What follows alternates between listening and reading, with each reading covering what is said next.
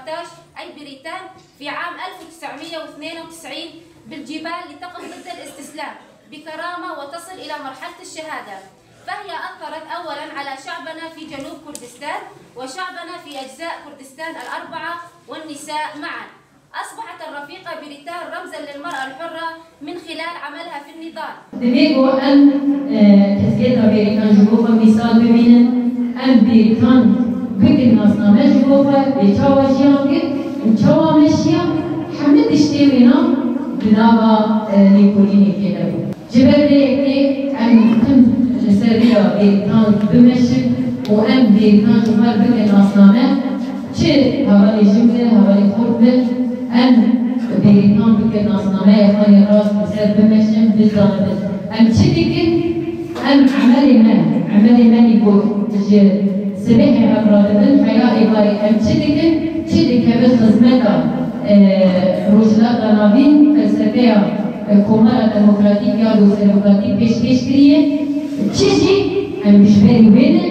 پیوست بگو ام روی لیکولی بکن جبو بینا ام تم شک بکن جبه گاهوال بریتان تم جبو دیروگی شک کرد بریتان خوشکونه بریتان آزادیه بریتان تاجا سر گل روشلات عربی و جهانی جبو محمد جنان جبو محمد گل روشلات عربی و جهانی بول که کو امشي قاربا قد برجع بعض درواز بكن وام بي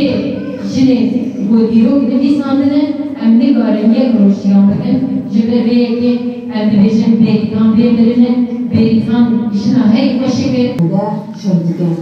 شروع بوچه کایده که دستی دجمن و بیتی خوش نبید چه کافر کردن دیده و پاچه بکن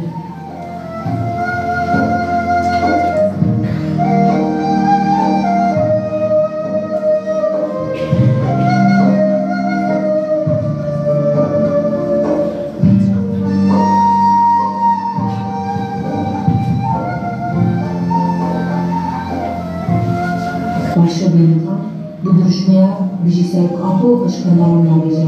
Avuk müvekkili de Ödülgahya Bedölü'ye. Zirve daveti azadiydi.